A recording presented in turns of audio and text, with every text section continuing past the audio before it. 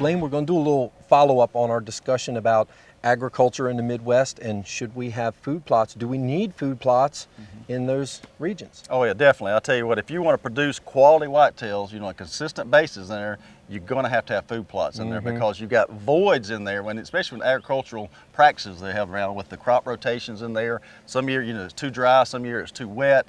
You just can't depend on those food sources from year to year in there. So you've got to have something there to fill those voids. You do, and in areas where some people may not have the acreage to do food plots, they may want to go to their farmer and say, look, what would it cost for us to buy back a little bit of the corn, maybe an acre, half acre, a little bit of the soybean, just so we can have some nutritional, to have that in addition to maybe he's got a half acre of clover, maybe he's got 2 acres of clover, we don't know.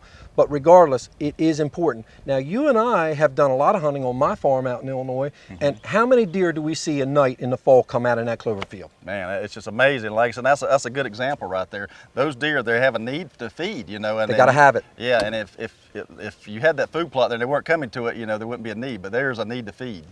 And they stack into that clover field, yet there's corn across the street, soybean down in the bottom. So food plots, in addition to agriculture, are just key important for that year-round nutrition and attractiveness, like you said, and year-round attraction. And when we go out there in November, we're not there all the time, so we need to depend on those. We pray for great rains and that our deer are doing well out there. And when we get there, we want the plots to be looking good. Exactly, and I'll tell you, that's the key. I don't care where you're at, if you're managing deer, you need to be planting food plots in there, because there's going to be voids, if you're not, and you're not going to have basically a dependable year-round nutrition if you don't.